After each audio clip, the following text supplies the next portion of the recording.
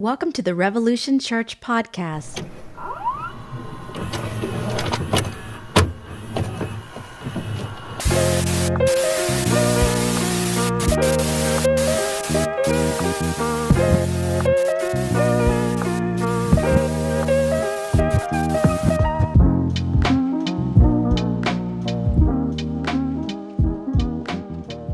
Is my microphone working? All right. Thanks, Becca. How are you?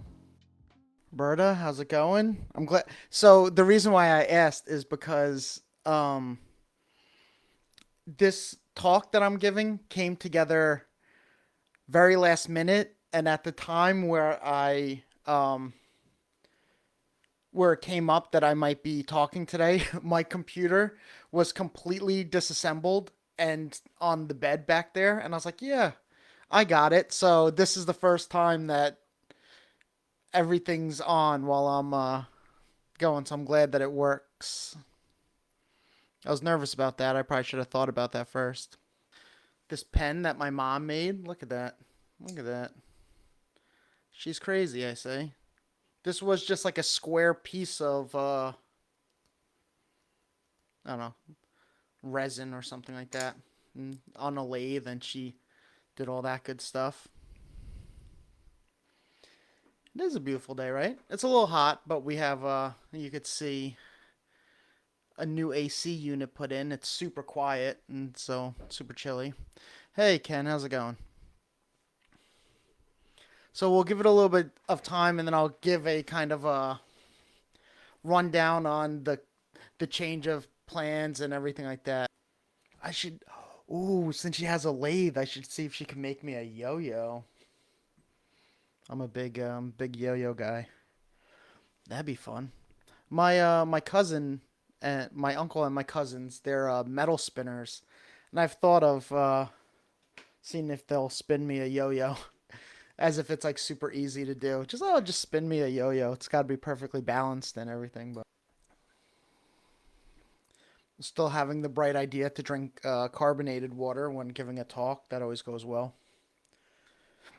Yeah, I have when I'm not giving when I'm not editing the movies for Revolution or giving these impromptu talks, I also stream video games on Twitch, and as a redeem that a viewer, like if they watch for a certain amount of time, they get points, and they can redeem yo-yo tricks, and I do a whole bunch of yo-yo tricks for them. It's cool.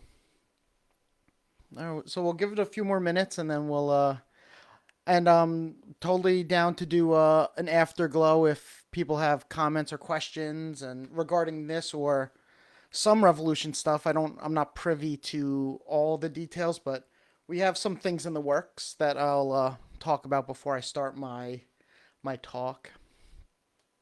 Afternoon. Yes, it's afternoon for me too. It's 2 o'clock on the East Coast for me.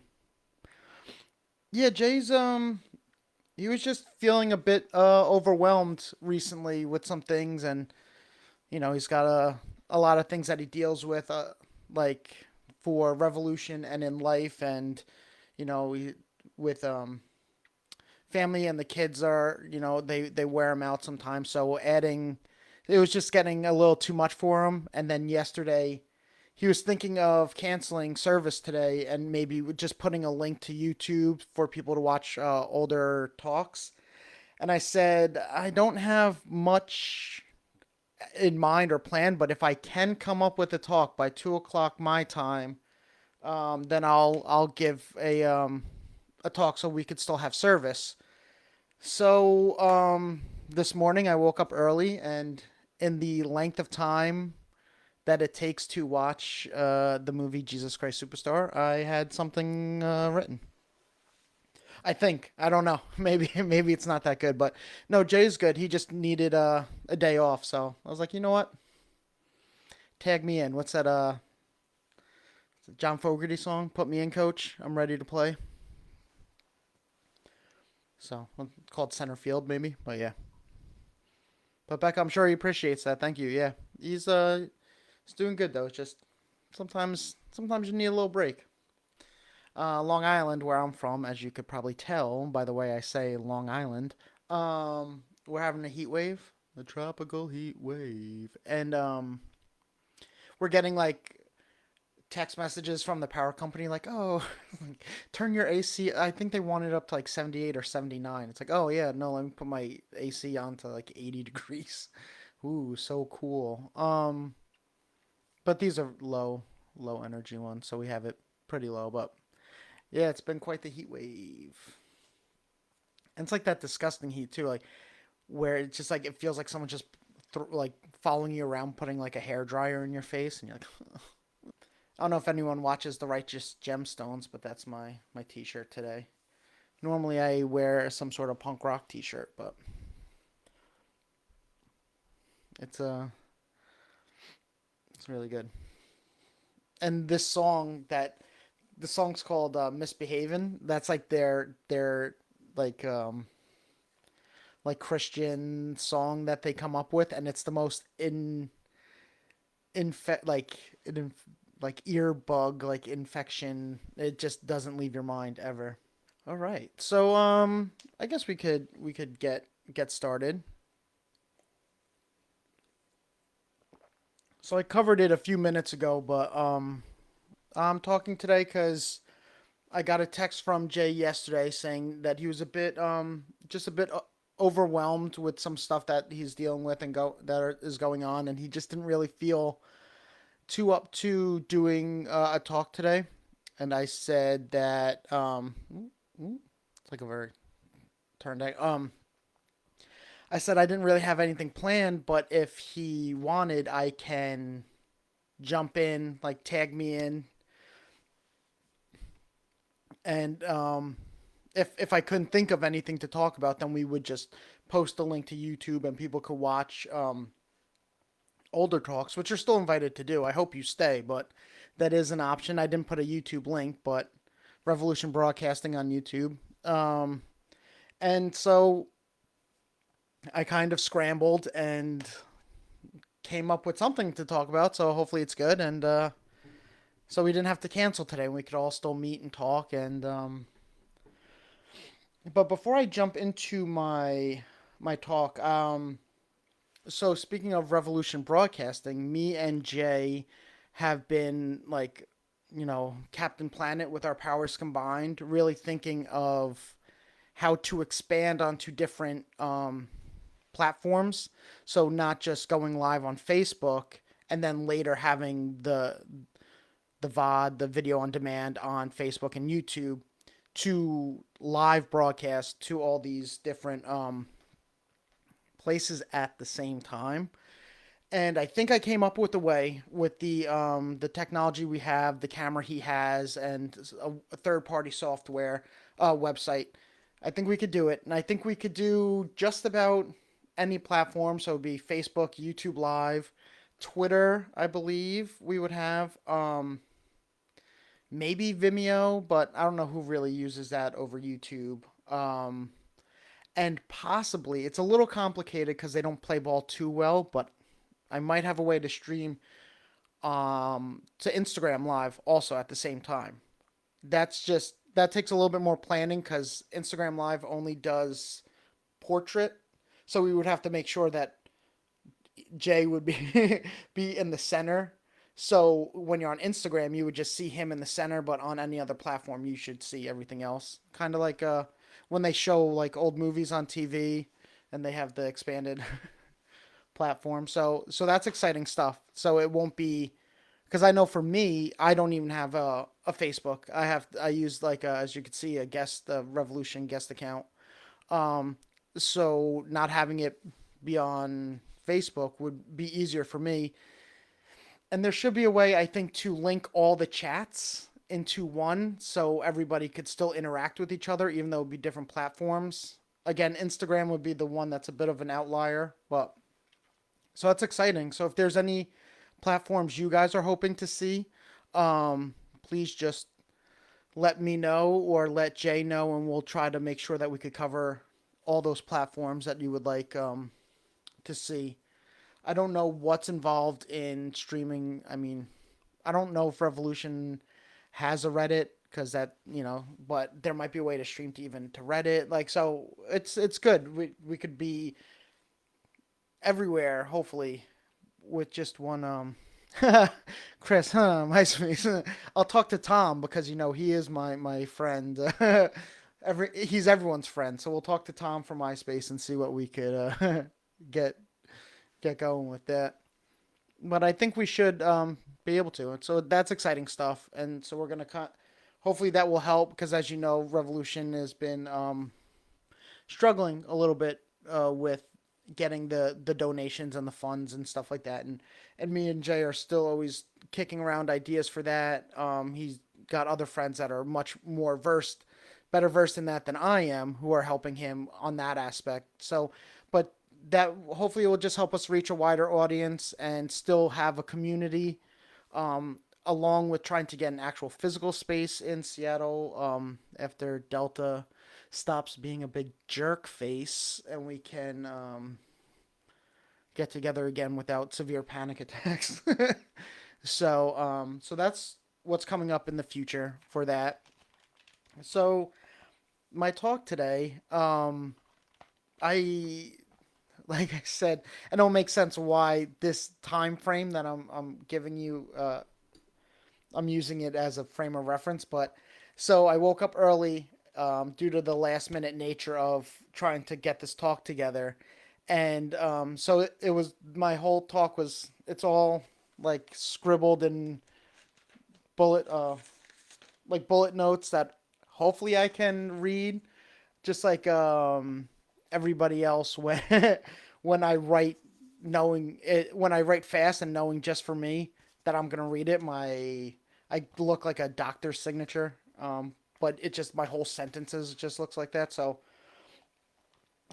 yeah, in the time that it took to watch Jesus Christ Superstar, the movie, we have a talk this morning. So um, all right, so let's begin. I'm calling this talk "Poetry of the Deed" because in mine and Jay's love of punk rock, that's a title of an album and a song by Frank Turner, who is this British punk rock guy. I think he actually did one of the songs at the the opening ceremonies when London had the Olympics.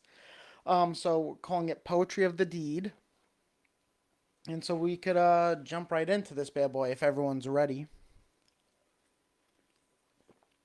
Uh, yeah, Becca, having a live thing. I mean, it doesn't help me too much because I'm in New York, but it just overall, even broadcasting from a live gathering just helps with engagement and everything. So it's really exciting stuff.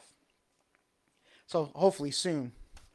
But so if I have to refer to my notes more than usual, please forgive me because this is still kind of fresh in my in my head. Um, so when I was talking to Jay and thinking like, oh yeah, I'll put together a talk. It was kind of a ready, fire, aim statement on my behalf. I was like, yeah, I'll do it. That's fine. And then I was like, crap, I don't have anything figured out. So I was like, but I always, I do have like I spend a lot of my time thinking about. This sounds like corny, but it's true. Like a lot of times think about the Bible and about God but it's not always in like a lovey-dovey way. It's usually in questions of like why and what does this all mean? And so I was like, I'm sure I could think of something, but the problem is it happens to me all the time with like grocery shopping where all throughout the week I'll be like, oh, all right, we need peanut butter, we need hot dogs, we need bread. And then my wife will be like, hey, I'm running to the store. Do we need anything? And since like I'm just so surrounded by the thoughts of the things that we need. I draw a blank. It's like a forest from the trees type thing, and I'm like, oh, I can't think of anything. But all week I've had specific things that I've known, but it was just like two in my face. And so that's what was happening with what do I want to talk about when it comes to God and the Bible. It's like all right up in my face. I couldn't think of anything, and I narrowed it down to two things, and one is something that I have a heart for and I just love, and that's movies about Jesus that are kind of controversial because they only show the human side of Jesus. Like I love those. And then the other thing was the song or the phrase poetry of the deed. So those are the only two things I could think of that were clear in my head. I was like, all right, if I could marry these two together, then we got ourselves a stew. We got ourselves a talk. And so the reason that I like the phrase poetry of the deed is when it comes to the Bible and Christianity, we tend to will quote what Jesus said and what Paul said and what Peter said, what Moses said, right? Because those are the most like we could use them as like daggers, as like we could weaponize those things.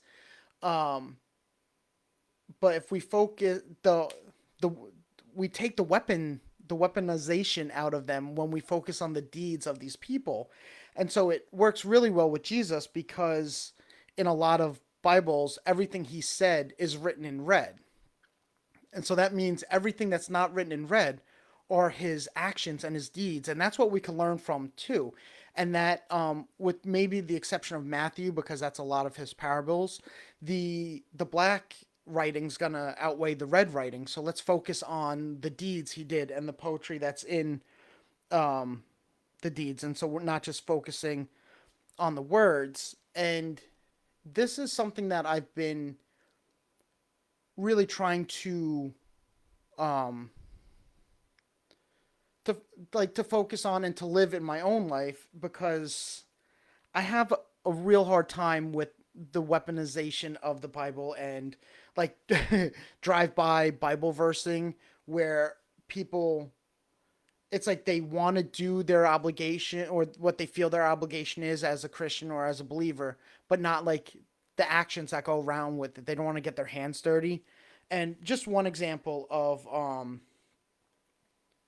from my life is so many years ago in college. I went to a Christian college in New York, Nyack College, and we had to go to chapel 3 times a week, and I think we were only allowed like 3 skips, maybe a semester or a month, or no, not a month because then you would only go once a week, but maybe just like 3 skips or something. That's all you were allowed. And since I am not a big fan of like the traditional form of church and like a chapel and a gathering, I would, and it was like 10 o'clock in the morning. I'm 18, 19 years old at that time. So I'm just, I'm not wanting to go. And so what had happened was with all these skips that I um, accumulated, they were not going to let me walk at graduation senior year because I did not go to chapel all those times. And I mean, I had inside people that worked at chapel that would like scan codes. I would just text them my number and they would type it in like I was there. I was really like, I was like the sting of like skipping chapel, but it did catch up to me. And so, one thing to do to kind of undo that was to volunteer. If I had to do, it's not really volunteering. It's like being voluntold. And so, um, and so I went to the dean, and I was like, all right, well, my grandmother runs a very popular and helpful soup kitchen on Long Island called Serving Our Savior, and it was probably the biggest soup kitchen on Long Island at the time. I'm not too sure the legacy that it has now, if it continued after she stepped away from it. Um, and so I was like, I could do that, and I could, it's a Christian ministry. I could actually feed people in need and talk to them, and in true like churchy fashion, they're like, oh, I don't trust you, because since it's your grandmother, you could lie and not actually do it. We want you to actually be helping people. And so I was like, all right, well, my church is really big in music ministry, so I could get involved in that and some of the outreach there. And like, no, but that's your home church. That's the same thing. We don't really trust that you'll do it. So I found a thing called Lighthouse Ministries. It was a few towns away from me, unaffiliated with me or my church, so they accepted it. And I go there, and all they have me do for like a week of volunteering is I'm just moving literally like it's almost like a thrift shop. So I'm just like stocking shelves and moving refrigerators, and I'm not doing anything to help anybody. I'm not dealing with anyone in need. I think I was I had to fold like flyers, and they were like sitting me down. They're like, now we need a real spirit of excellence with this. Like I need to really. It's like it's folding paper. It was like black and white paper, and so I was very annoyed with it. But one thing that I noticed was people would come in, and granted, everybody's human, and these people that were coming in, maybe they were there all the time and just bugging the people that ran the place. But I remember someone going to one of the head people and was really just telling about their story and their struggle. And the woman was like in the middle of doing something and was pretty dismissive and was like, the Bible says to forgive somebody. And like, yeah, but how often this keeps happening? She was like, well, the Bible says 70 times 7 forgive somebody. And the guy literally, like, no irony, no anything. He was like, I have to wait for them to do it like 70 more times. And so the woman, she was like frustrated. She's like, "Oh, that's not what I meant," and just walked away. And I was just like, ugh, that's like a perfect example of like a drive-by like Bible versing, or like in the movie Saved, where she like literally pegs somebody in the back with the Bible because she's so frustrated. And I just that really stuck out to me, that there was no love or compassion. There was no um poetry in her deeds. It was just the word, like just saying what she felt needed to be said. And but like me, I have in my notes that when Paul was in prison, he was still writing letters of love and mercy and grace. But me, when I'm like inconvenienced by having to do a being voluntold to like to do this to get graduate because of chapel, I was like, nah, I'm not getting involved in that. Where I should have talked to the guy and explained and like had an actual heart, but there was no poetry in my my deed there. So it was a kind of hypocritical observation, but that is something that I just always remember when I think of poetry of the deed versus the actual words that we say. So and maybe that's why I am drawn to these, what I'll say is like secular Jesus movies, because since they're not focused on the divinity of Jesus, they are just his actions and who he was as a person.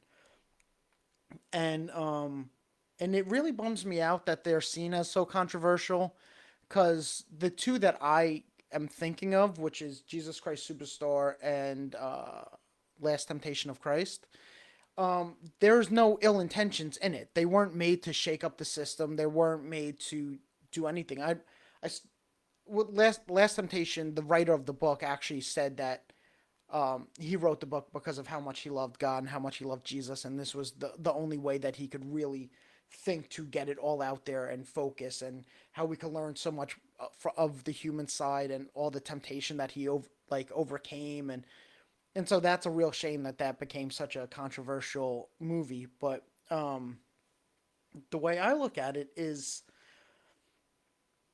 we're told all the time in church and stuff, and by teachers, that Jesus is fully man and fully human. I mean, fully God and fully human. But then there's an issue if we look at the human side of him. Then it's seen as kind of like offensive and everything like that. And I just don't get it, because when it comes to especially Jesus in movies, the divine aspect of Jesus, we have so many of Jesus of Nazareth, greatest story ever told. There's a new one called The Chosen. There's multiple versions of King of Kings. They both might be by Cecil B. DeMille. And it's funny because the silent version of King of Kings that came out, and I would guess it would be the early 30s or late 20s, is the best scene in the whole movie is a scene that just shows the complete human side of Jesus, in which a little girl goes up to him with a broken doll. And at first you're kind of like, is he gonna like heal the doll? But what he does is, since he's a carpenter, he takes like a tree branch or a vine and he like sews it together, and he just like gives it back to her. And that's like my favorite scene in the whole movie. And that had nothing to do with his divinity. It was just his character. Um, we all there's also the movie Ben Hur, which to me when we talk about the divine movies of Jesus, that's my favorite because is in the movie passingly. Like he's just Ben Hur encounters him maybe like two or three times. Nothing's said or anything, but it changes. It's the whole point of the story, and it's just and his impact, and he's only in it for like I don't know, maybe like 45 seconds total. So I love that. And then I mean, there's even Passion of the Christ, which I was hesitant to bring up because to me it's more. I'm not saying this to be funny. It's really more of like a horror movie than it is any sort of. I know the heart and intent was to show the suffering, but it just kind of seemed like, ooh. Um, and um, so there's a ton of them. So why is it so bad to look at just movies that focus on the human side of Jesus? And so specifically, Jesus Christ Superstar, which is this is gonna sound like the whole talk is promoting this movie, but it's not. I'm not trying to convince anyone to watch it. Maybe you don't even like I don't like musicals, especially a rock opera, but man, I love it. It's like it's one of those like cheesy things that maybe you would see in a romance movie. It's like I loved it before I even knew what it was because I remember vividly. The only detail I forget is the exact store. I want to say it was like Sam Goody, maybe. Well, because I think it was before FYE was a thing, even though now they're not a thing anymore. But I was walking and it's a 2-pack CD, and it was from the movie soundtrack. And so on it, there's a scene of the crucifixion, but then there's the guards in purple tank tops holding machine guns, and I was like, what? Like, what is this? But it felt like I don't know how to explain it without sounding cheesy, but it felt like important. Like it felt like this is like an important thing for me. But the weird thing with that is because of its controversial nature, like my mom never saw it or heard it any of the actual music or saw production or the movie or anything like that because she wasn't allowed to when she was younger. So all she knew about it was she didn't know anything about it, but it was bad. Like, and that's kind of what happens. So somehow, and it might just been that my mom was like thoughtful enough in breaking away from that, or she trusted me enough. But I somehow got a copy of it, and even though it was a legitimate copy, it's nothing I hit. Like I almost felt like it was kind of like treated like porn. Like I almost felt like I needed to like keep it under my mattress or something like that because it seemed like forbidden and wrong and something that like you didn't listen to in like the daytime and things like that.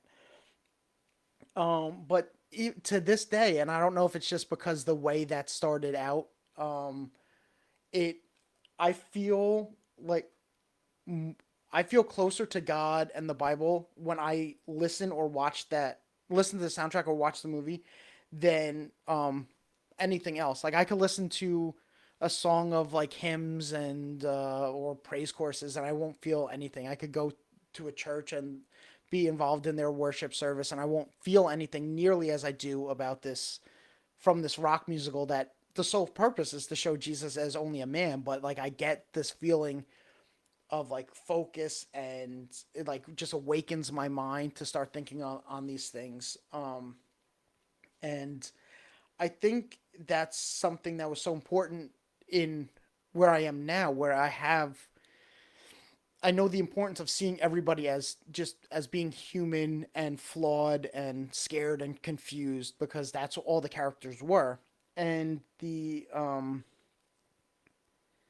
and I kind of learned too, even though the movie doesn't say it's okay to doubt, like oh it's all right to be full of doubts, like it's something that I learned maybe that I'm not alone because any doubts that I had, hearing being played in the music. So it's like so when I take a step back, I realize the writers of this musical had the same doubts that I do. So I'm not alone. Like if I'm thinking it and they're thinking it, then it's um I'm just not alone. And the because there is a paradox, right, with faith and with doubt, because we're told that if you have doubt the size of a mustard seed, that you could tell a mountain to move and it will move, or you could walk on water, or you could do all these miracles. But the thing is, I've said before, like, personally, I believe the Bible to be true because that's what helps me. I won't fight anyone over it. I won't do any sort of apologetics. That's just what helps me. Becca said my doubts led me to deeper in my faith, and exactly that's the whole thing. And so the paradox is, you know, a mustard seed size of faith, then you could do all these things. But I can't move a mountain. I can't. If I walk, if I step off a boat, I'm sinking like 1,000,000,000% of the time. So does that mean that I don't have my faith is so small that it's not even the size of a mustard seed, which is almost microscopic in a sense? Like, so what is that paradox? And one thing that people in college knew about me, my friends know about me, my family know about me, and that comes from my love of Jesus Christ Superstar, and later on in life, Last Temptation of Christ, is that like I have such a heart for Pilate and for Judas and um Peter. Yes, I've given a talk on Peter and how I think he's great and he's helpful. I find myself to be in life, like, I make a comment that I'm loyal, like, to my friends, I'm loyal to a fault. And so I don't think that, like, that's the one thing where I'm like, ah, I wouldn't have done that. It's like I personally can't see that I like if my best friend and teacher was like, I need you to stay awake all night um with me because I'm really scared, that I would be like, yeah, no, sure, and just like fall asleep. Like, I don't think I would do that. I don't think I would deny somebody because, I've been not nearly the stakes at all. There's no arrest or death involved, but I've been put in a situation where it's like I could either deny being friends with somebody or as close as I am, or you could admit it and take the lumps. And so that's the only thing I don't have a heart for with Peter, but everything else I do. And so it was also refreshing, though, to see the humanity played out with Pilate and Judas and all of them, because, and this will kind of lead us into marrying this with Last Temptation of Christ, is there's a great scene, and David Bowie plays Pilate, which is also also give me David Bowie anytime. And but he's like calm and he's relaxed and Pilate was in charge of this land, and it's an occupied land, so he's not like a good guy. Don't get me wrong. I'm not saying like yay for oppressors. I'm not saying that, but he's not like a bumbling idiot. He's maintaining the area as free of conflict as he can. And so that was really shocking in Last Temptation to see him portrayed as someone that's so calm and smart. And one of my favorite scenes is well, it's one of my favorite scene, probably my favorite scene in the movie, but when he's talking to Jesus and he's not like, do this. He's kind of like, well, can you perform any miracles for me? Can you like give me something? And so Jesus tells him about this dream that Isaiah had. He's like, of a statue, and the head was gold and the shoulders were bronze, and the feet were clay, and the rock was thrown at the feet, and the collapse. And as he's like trying to explain the dream to Pilate, as he does, how he has to explain his parables to everybody, Pilate's just like, no, and the feet, and this, like, and he like finishes the thought, and it's not in a gotcha type of way, but it is kind of like, no, I'm like, this is what I do too. I deal with kings, I deal with governors. I'm not like a stupid man. And and then with Jesus Christ Superstar, we see Pilate as human, but in a sense, in the same sense of he's ruling this occupied land, and he's given this thing, and everyone's like, we want him crucified, and he's like, well, I don't have, he didn't do anything for us to put him to death, so I'm not, that's off the table.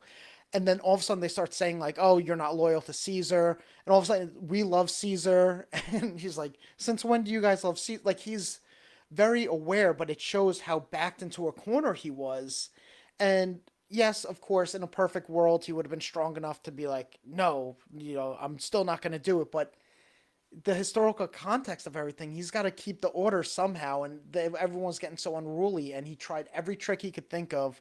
And that's why he's like, all right, well, I wash my hands of this. But I have this theory. It's a bonehead theory that has no bearing on anything, but that I believe that Pilate was one of the first believers that Jesus said was who he said he was. You know how it's always the centurion that, oh, this truly was the Son of Man, but like the Pilate, so he would have dealt with leaders and kings all the time, so he would have seen that, even though as Jesus Christ Superstar says it, you like the Jewish people, they produced messiahs by the sackful, which that was an important lesson for me too, growing up. That this wasn't like, oh, how could they do this to Jesus? It was like, because to everybody else, it's like, oh, here's another prophet saying that he's the prophet, he's the Messiah.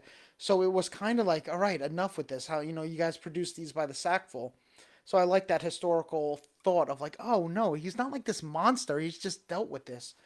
But he would see that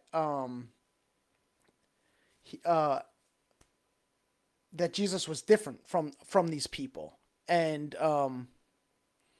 so he writes a sign that says King of the Jews, right? So I always kind of read it when I was younger as like a mocking thing.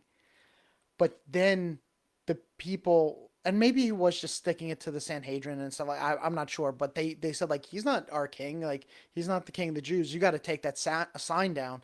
And Pilate said, I've written what I've written. Like, it's staying up there. Like, so was it just to rub them the wrong way? Or was it just like, man, I really messed this one up. And I know it. I was backed into a corner, but this guy truly is who he says he is. So I don't know. Like I said, it's nothing that I'm going to fall on a sword for, but that's why I like these movies, because it gets me thinking in like a broader sense, of the word, of the topic. And so now when we talk about Judas, my homeboy, no joking, he's not my homeboy, but it's just when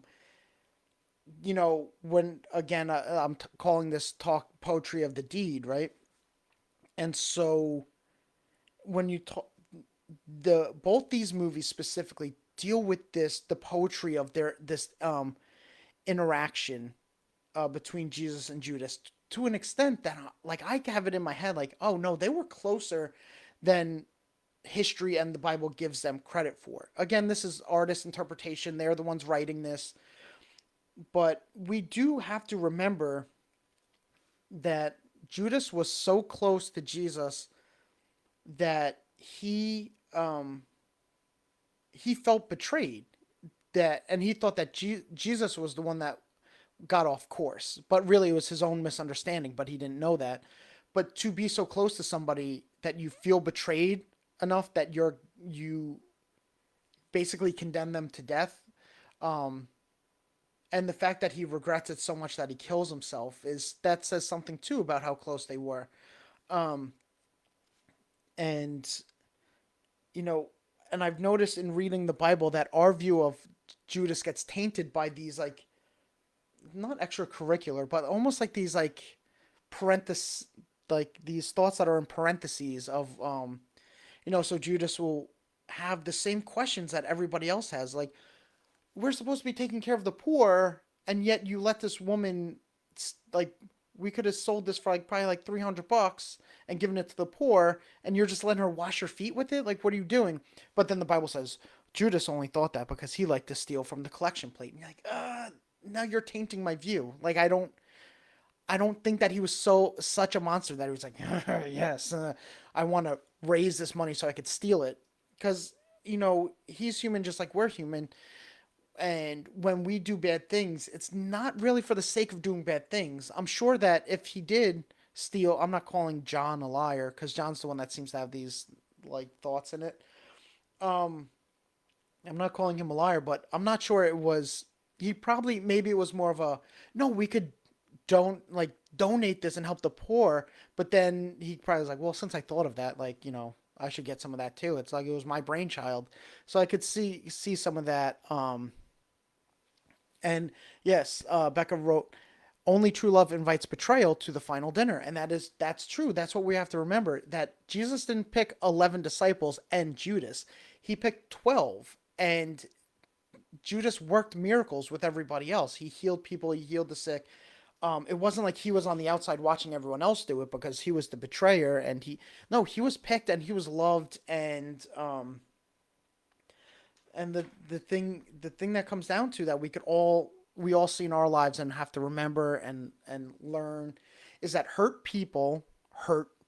So he felt hurt and betrayed because he thought that hate the being occupied, we're full of surrounded by soldiers, we're oppressed, and this is finally we have someone that's going to free us and break us free of these chains. And then and so maybe he's seeing Jesus like flip out at the temple and break things. He's like, yes, my fighter has emerged. And then Jesus is like, no, I'm not. This not who I am. Where I'm not going to save you from these people. Like in your life, like they are always your oppressors. And he was like, felt that betrayal.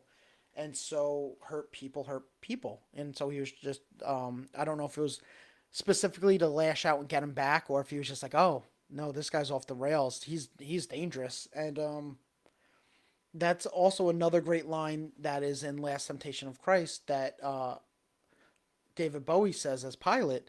He says, he told Jesus like, you're just as dangerous as the zealots are. And Jesus is like, no, but I come with love. And Pilate's like, well, love or violence, it's all the same. You're trying to change what people don't want changed, and so that's very dangerous.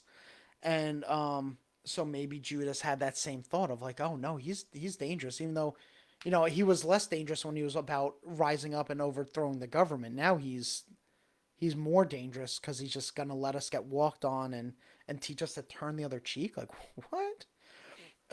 So the historical context comes into play, and that's something that I never really gave a thought to um, until these movies that took the divine nature of Jesus out of it and was just kind of like I know calling anything a fact in when it comes to the Bible, some people will laugh at, but in for lack of a better word, like it's just the facts of the situation. Like this is what Jesus did, this is how he acted, this is what he said, and this was the context. There's no smoke and mirrors here, no magic, no anything. And so it really is an eye opener.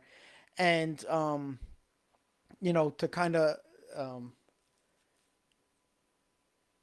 like tag on to what Becca was saying in the comments, where only true love invites betrayal to your final dinner, is if we look at Jesus as a human, at the human side of him, we could take out this kind of like what I call like chess playing, like playing that four-dimensional chess in his life, and it just shows the poetry of his deeds and his love. So he picks Simon the Zealot, right? He picks Judas.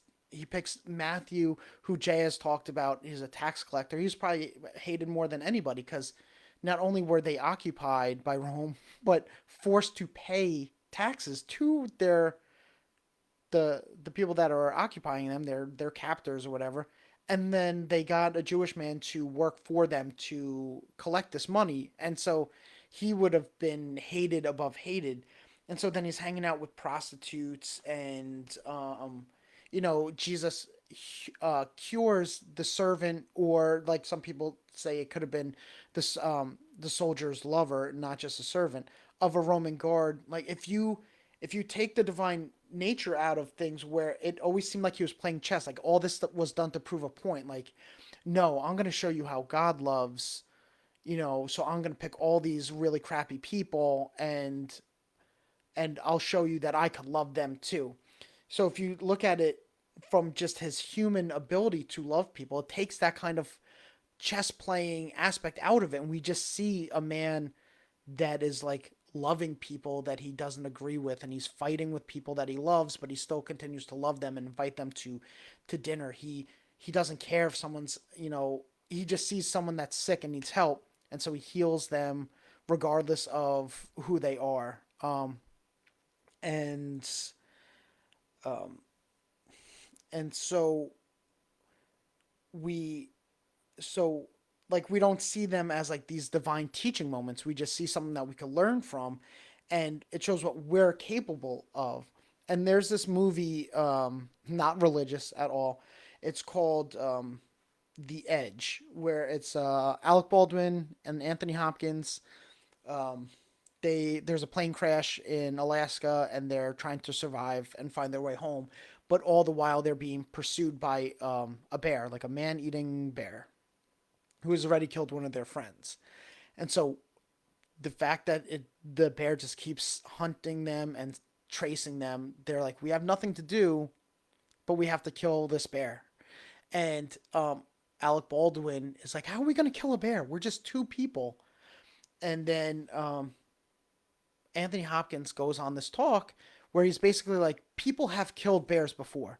You know, young soldiers in Africa, they kill lions with spears. You know, people, hunters have killed bears before there was guns. They've done it. And there comes the line, what one man can do, another can do. It doesn't matter if it was, you know, done only one time. The fact that a human being did this means that all humans are capable of achieving this feat, right? That's what, like, doing a 4 minute mile was like impossible until the first person did it, and then everybody was breaking, every like professional runner was breaking the 4 minute mile, because what one man could do, another can do. And so, you know, in was it Iron Man 2, they say, you know, if you can make God bleed, people stop being afraid of him. And it's kind of that same mindset, and that really makes the that phrase, what would Jesus do, more obtainable. Because to me, it's like, I don't know, what would a perfect person that's fully God do in my situation? I don't know, he would never be in this situation. Um, but when we think of him as a man, we're like, oh, well, what one man can do, another can do. If he could love his captors, like we could love our neighbor and our enemies. If he's betrayed, but he still eats with them and loves them and forgives them, like we could do that, because what one man could do, another can do.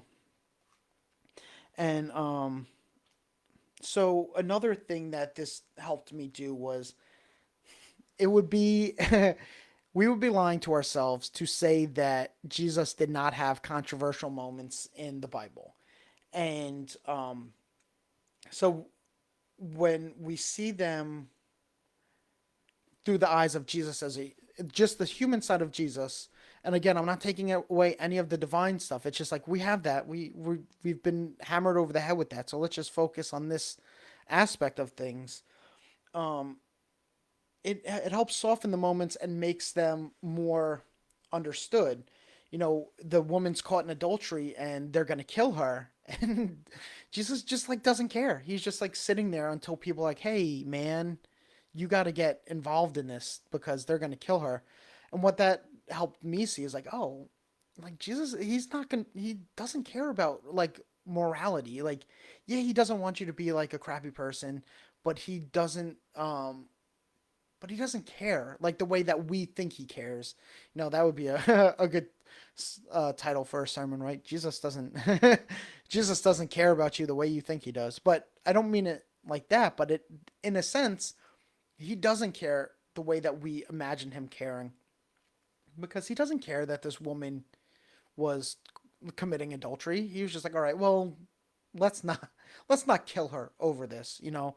And he does say like, you know, go and sin no more, but he's not like or else. He's just like, basically like, see what almost happened. Like, don't put yourself in that situation again.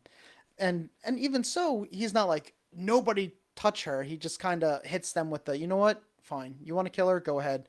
But to break the ice, only people that have not done this, what she's did, you get to throw the first stone. After that, everybody have have fun. And everyone's like, oh God, I've done this, so why am I can't do it. And so it's just so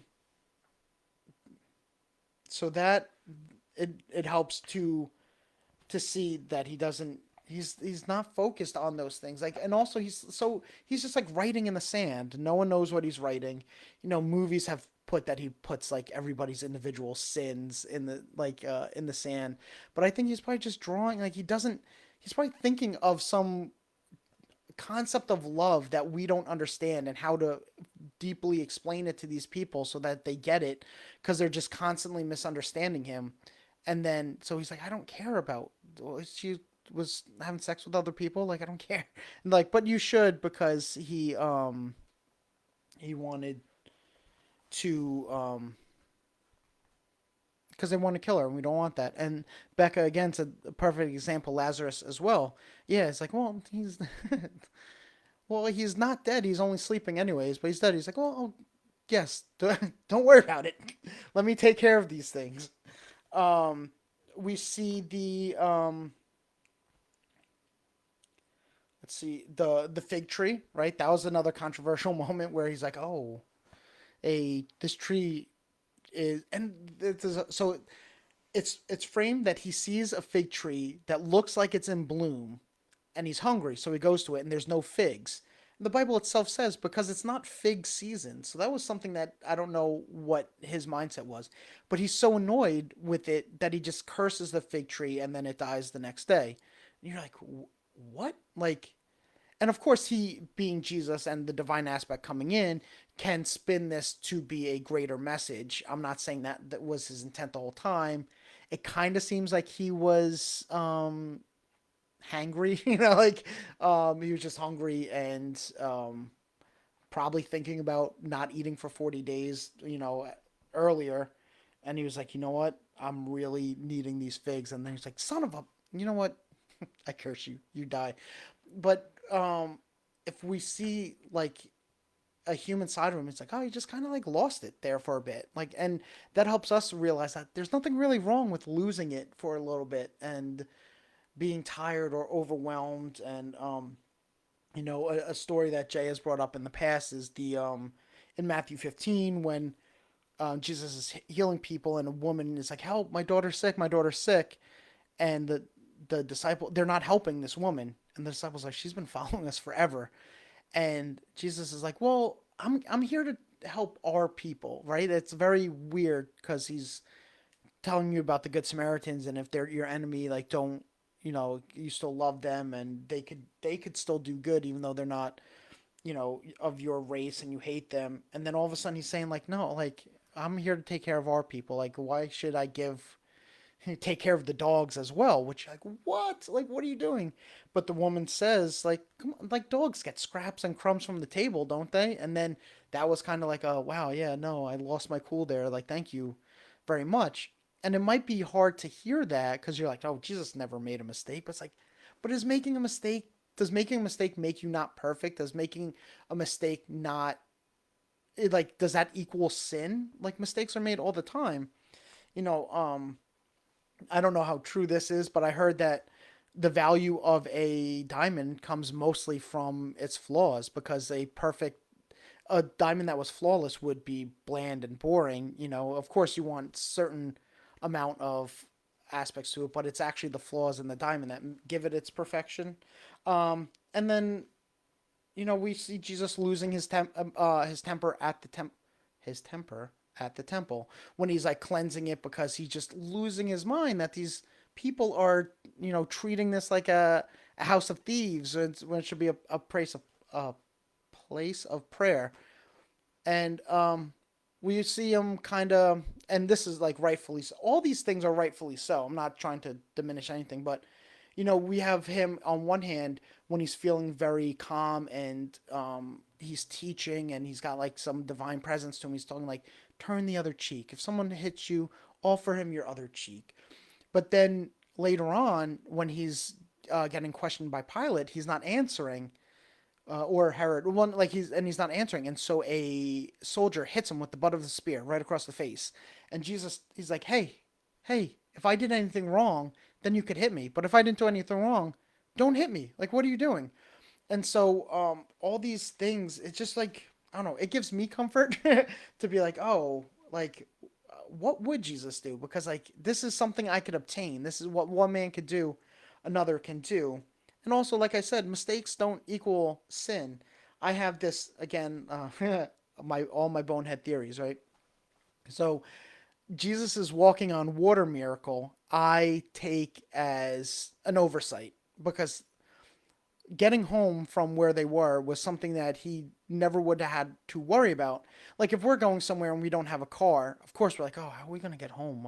And we think of that beforehand. But he's feeding 5,000 people, and he's still like, I gotta go pray. I gotta help. I gotta see these people off. I gotta go pray. You guys go, leave. I'll catch up with you later. And I get no one kind of thought maybe of like, I don't know how you intend to do that, or maybe they were supposed to go and come back but they couldn't make it. And so I just see Jesus, he's like, does all this stuff, he finishes praying, he's tired, and he gets down to the shore and he's like, well, damn it. Like, where is, I can't, what am I supposed to do? And he's like, oh well, I'm God, what, I'll just walk across the water, I don't care. And so I said that theory to somebody, and they said, oh, but you're saying that Jesus wasn't perfect and not sinless and he makes mistakes. And it's like, well, would being absent-minded, would not focusing on how you're going to get home, is that a sin? Does that make you not perfect because you didn't think of like an exit strategy for after you're done feeding 5,000 people? Like how is that equal a sin? I just think that he's got a lot on his mind. And so like if you didn't have to worry about the laws of physics, why would you care? And so he's just like, well, I can just walk out to the boat. I don't care. Like, um, and so I say all this to about the human side of Jesus from these movies and my own and thoughts, because our weakness is our strength. And you might think like, oh, that's a nice like plaque that you would put up and kind of like live, laugh, love vibe. But it is what Paul says. Paul writes this in 2 Corinthians that his weakness is his strength. He says it multiple times. And along with that, we learn the um, that the divine aspect of things only goes so far, right? Because the letters to Corinthians were written because Paul set up a church in Corinth, and then like I don't know, within 3 or 4 years, the whole thing went to hell. Like they're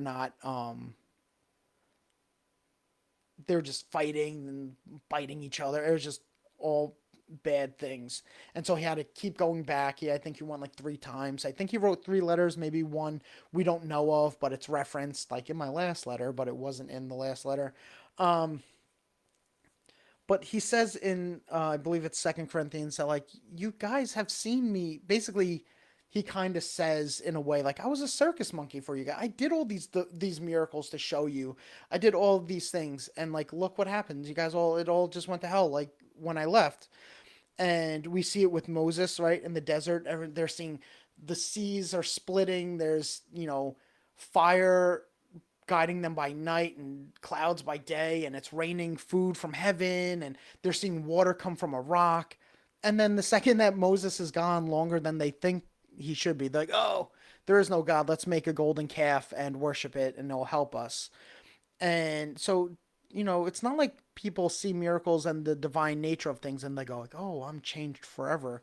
And maybe that's why Jesus doesn't give in when, Pilate and Herod are like, hey, where Jesus Christ Superstar says, "Prove to me that you're no fool. Walk across my swimming pool.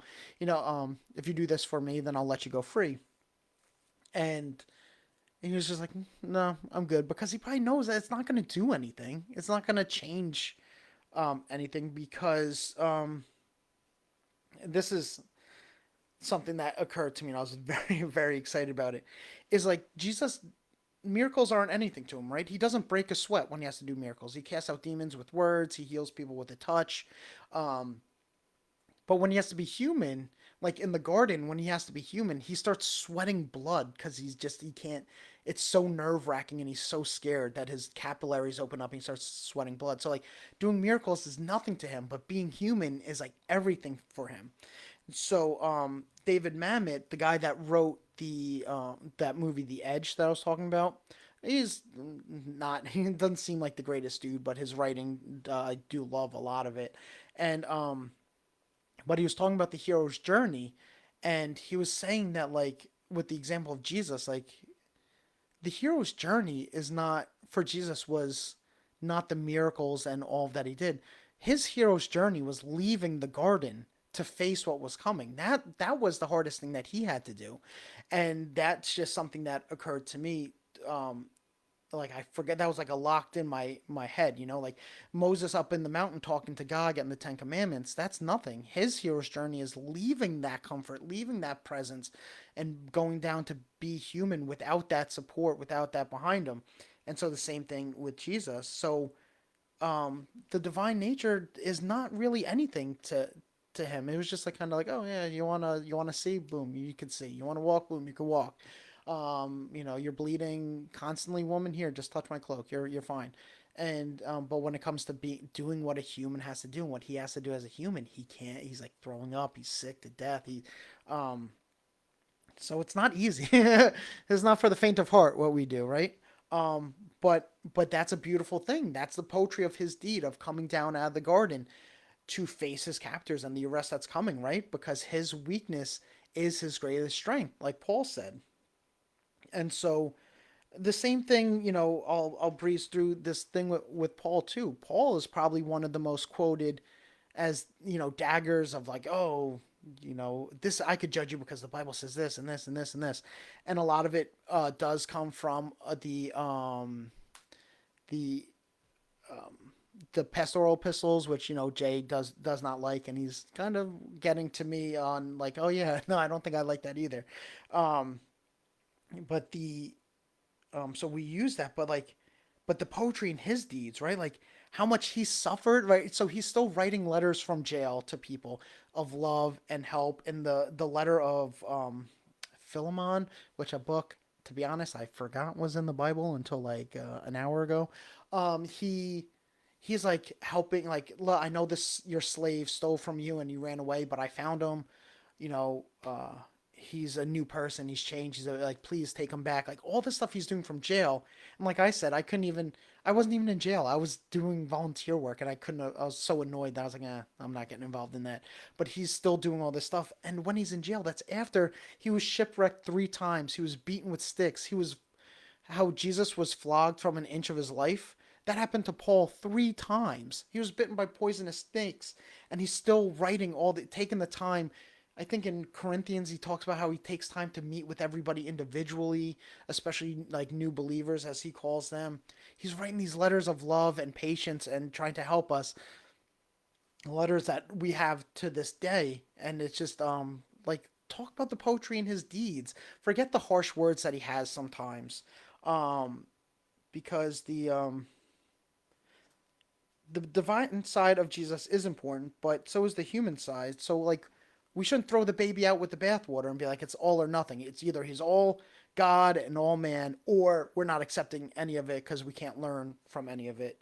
Because we're told to love the Lord with our heart, mind, our heart, soul, strength, and our mind. So engaging in this outside thought that's not wrong. That's not a bad thing. That's We're told to do that, to use our mind to think on these things. So that's why, as Becca said, like sometimes our doubt is our biggest faith. Like, Thomas isn't condemned in the Bible because he doesn't believe. He's condemned in sermons in 2020 about doubting Thomas and everything like that. But he's not condemned by Jesus or anything like that.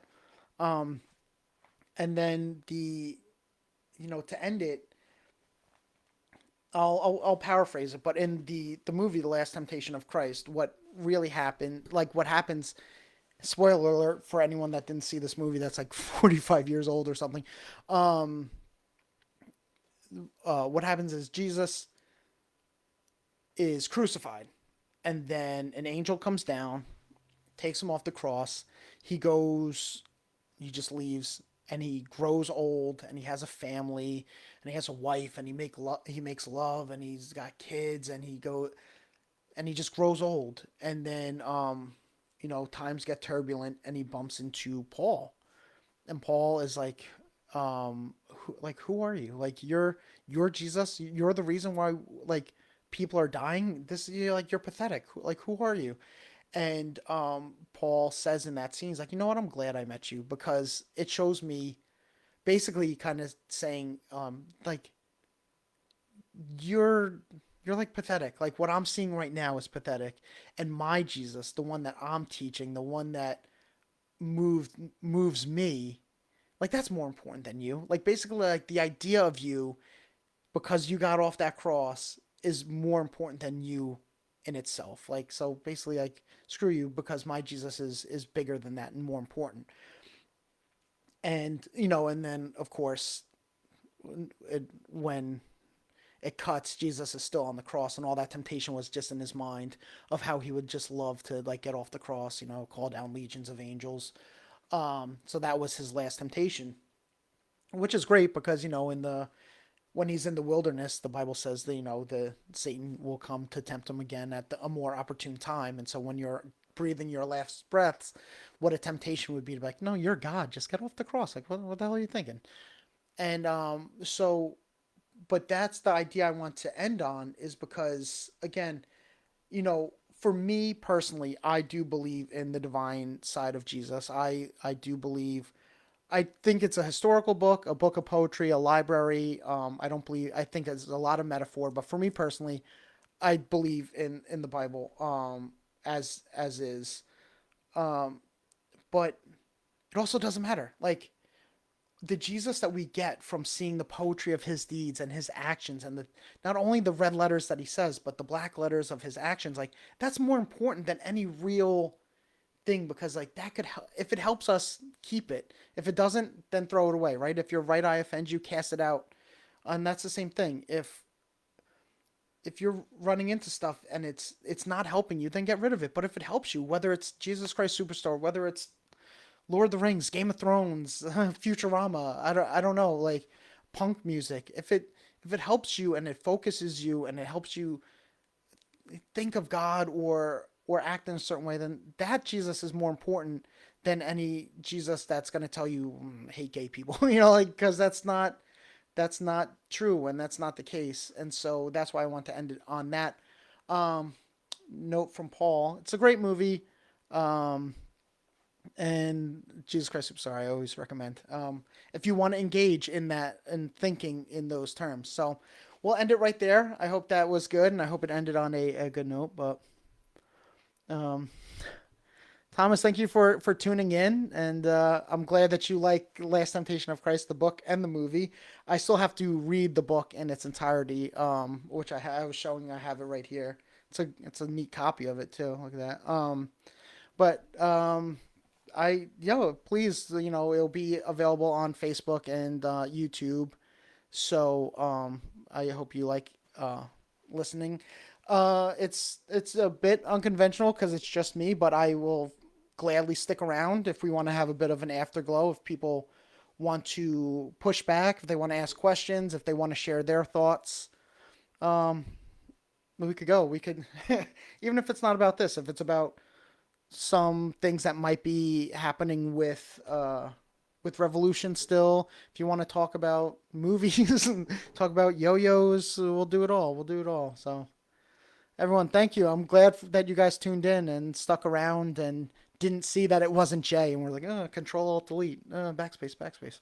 So I really appreciate it. So thank you, and I'm glad that it came together. It was a bit of a rush, but like I said, I turn on Jesus Christ Superstar and it gets me thinking in like different ways. Man, I love it. I love it.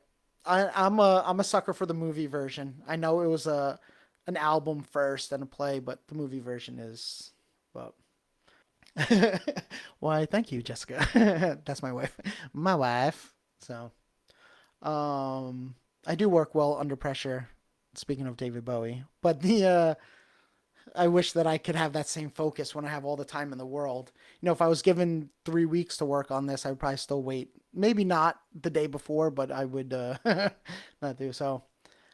I do want to read Zora the Greek. I have a bad habit of collecting books faster than I could read them, as my wife could tell you. And so, but it's on the list. I have dreams of just sitting down and reading, and then I'll read like, 50 pages, and I'm like, I'm so tired. But I have gone on crazy benders where I'll read a book in like less than a day. I think I read the last Harry Potter book in less than 24 hours, but The arena version of Jesus Christ Superstar. I saw one version on TV. Is this the same one, Steve, where when they do the 39 lashes, it's people running out with like red paint on their hands and just covering his body with each. That was like one of the most powerful things. It was crazy. Um, oh, hedonism. So he's my favorite character in Futurama. Hedonism bot. Oh, how delightfully decadent. Um, nice. There's a movie too, right? Zora the Greek. But so Steve, I might have seen the arena version on TV if that's the one that referring to. I saw one with John Legend, which they made a mistake in that the movie got right. And I don't know when the movie came out. It might have been very controversial to have Judas be black, but I have to say nobody sings as well as him, so he should have the best singing role. So that's the way I look at it. I don't know if I'm being naive there, but man, the way he could sing. But the reason why the John Legend one on TV got it wrong is because like, oh, let's give the best singer is John Legend, so we'll give him Jesus's role. And you're like, I know John Legend is nice and soft, and he looks like the Arthur cartoon, right? Because he just got all those like nice soft features, and he's heartwarming, and that's a very good characteristic for Jesus. But the best voice should go to Judas, best role. I'll have to look at the arena version, but is that the one with the there's one I saw, I forgot who was on it, and it was the craziest thing with because the trial scene for Jesus in Jesus Christ Superstar, they count out 39 lashes, which there's a podcast I was listening to. It's called Good Christian Fun. It might be fun to have Jay on it, but it's not. I think the people that run it are Christians, but they're not. But they're still kind of poking fun at the culture of Christian art and music and everything. But they talk about Jesus Christ Superstar, and they compared it to the movie Passion of the Christ and how there's something, even though Passion of the Christ tried to be so visceral and gory and horrific, that there's something more like heart wrenching in the song doesn't cut out. They literally count 39 lashes, and you hear the whip sound, and it's just like, and in the movie you're seeing it, you're seeing the whole thing happen, even though it's not gory and stuff. Um, and it is just so there's really something um to that, and I forgot how I got on that tangent with Jesus Christ Superstar. So I'll think about it constantly all day, every day. But oh, so that version with the so in this arena version, I believe it's the same one that Steve's mentioning. They have each lash because it's counted out 1 through 39. There's no cutting, there's no fast forwarding anything. But instead of doing a whip because it's a live version, it's hard to fake. They had people like with red paint on their hands, and so they would just smear red handprints across his whole body. It was like super powerful. It was awesome, and it's funny because the musical is written from a place of Jesus being human. So it's like I don't know if they're trying to reach the type of like powerful imagery that you would get in like a Easter cantata or something like that from a big mega church. But I don't know, whatever they did, I was like, wow, that was.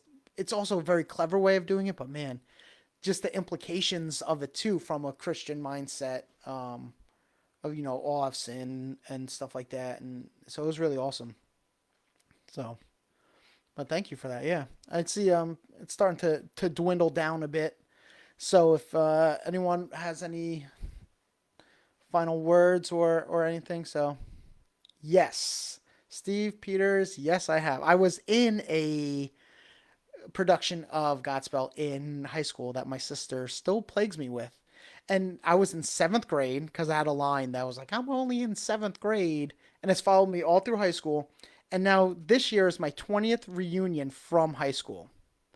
Um, and my sister will still bring up that. But yes, that's the Gospel of Matthew, right? So he's very warm, loving. He's a clown, right, in suspenders. And I want to revisit the movie because I only saw the movie once and it seemed kind of cheesy. But then I was hearing in that same podcast, one of my favorite comedians and podcasters, Paul F. Tompkins, was talking about Godspell, and he said that the musical of Jesus Christ Superstar was better, but he felt that the movie Godspell technically was better, which blows my mind because when I watch Jesus Christ Superstar, I love movies from the 70s, like late 60s and mid 70s. I absolutely love that time frame in movies. So the fact that he was saying that Jesus Christ Superstar wasn't as good as Godspell, like I have to revisit it. But yes, I sang you got to learn your lessons well. First you got to read them, then you got to heed them. You never know when you're going to need them. So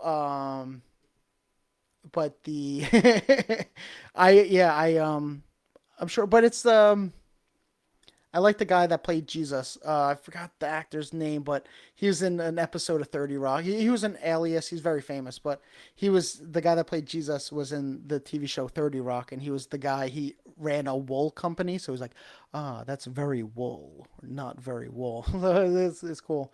Um, and so I think from what I might be thinking of someone else, but from what I hear too, is he was kind of an inspiration in the acting community because he was, very openly gay actor, and it didn't like hinder his career at all. So I think people found that very inspirational. Yes, Victor Gerber. Yep. So I think so that's great, and I think, hey, you know what? That's a great presence that you want to have for a character that plays Jesus too. That even his legacy of who he is as an actor inspires people outside of the movie Godspell. Um, and so but yeah, that's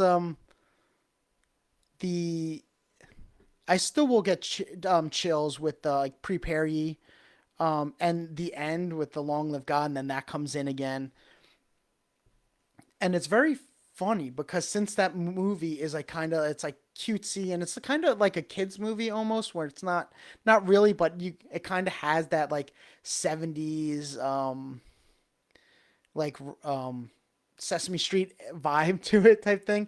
Um, so but that was seen as like a safer, like good thing because it's the literal text from it. But the movie, um, just like Jesus Christ Superstar, does not tell the story of the resurrection, and that's a lot of people's main critiques on Jesus Christ Superstar is that it doesn't go. Same with Last Temptation of Christ, that it does not go into the resurrection, but it clearly has to be more than that because they accept it from Godspell. But in Godspell, usually in the play production, when the music picks up again, they'll lift him up over their head as they're carrying him out, which kind of symbolizes a resurrection. And I think in the movie they turn the corner of the World Trade Center maybe, and then the city's full of life when it was just only them the whole movie. So there's things like that. But then at the same time, I think it was a stroke of luck, but Jesus Christ Superstar, I think the last scene, there's like a shepherd walking his flock, and I think that was like unintended. So that has the same connotation, but nor does The Passion of the Christ because that's a torture porn horror movie. That's the way I look at it. It's like basically like a Saw movie, but they do show him stand up and he's got a hole in his hand, and then it cuts to black. But you could tell that was only put in there as to because that's the number one complaint people have of these movies. So there's just put in as like it could have almost been like a post credit scene, like in a Marvel movie or something. But yeah, I remember seeing The Passion of the Christ in theaters because I was in a Christian college. I think I got interviewed by some news thing because it was super controversial at the time, and at the time I thought it was good, like because I was caught up in the emotion of it, and I was younger, and it just kind of indoctrinated in this Christian environment where I had to go to church 3 times a week, and then if I didn't go on Sunday too, I was still seen as a slacker. But then when I tried to rewatch it again, I was like, oh god, it's like also not a good movie. And I do not really like Mel Gibson because he's turned into kind of like a scumbag, even though he might be making his way back. But as a director, I mean, I liked Apocalypto a lot. I thought that was a great movie. So it's not really his directing; it was just not that good of a movie. I don't think. Especially when I'm comparing it to like Last Temptation of Christ or Jesus Christ Superstar or even Godspell. So, but yes, By the Willows there. It's a great song. Day by Day. Day by Day is a good one too. I like the one where it's Jesus and John the Baptist, and they're doing that kind of like vaudeville. When you feel sad, da-na-na-na-na, or under a spell, ba-na-na-na-na. And they're go singing at the same time. I like that too. And it's very interesting that they have like the same person played John the Baptist and Judas. Very cool. I like that. I feel like it says something cool there. But I don't know. That was probably just to save money on casting. But it's something that kind of follows them around, and it's cool. So, but that was, I mean, I should probably end this now because Steve, I could talk this stuff with you all day. So, and I hope that we will get to talk about it more. But just for the sake of anybody that's still watching and me editing probably a lot of this stuff out because I don't know if people want to hear me do 3 second renditions of Godspell songs. I'll see when I'm editing it. So, but thank you everyone that's still here watching. I'm glad that I was able to meet with you and have this discussion and have this talk. So, I'm gonna end this now. I believe Steve put a link to the donation page for Revolution. If people could donate, that'd be great. Revolution does want people more than your money, but there is some truth of the matter in which money is needed to keep this going. Jay went into that more a week or two ago, so I don't want to do too much talk because that's kind of like out of my league. I shouldn't speak on behalf of the finances stuff, but please, if you donate, that would be great.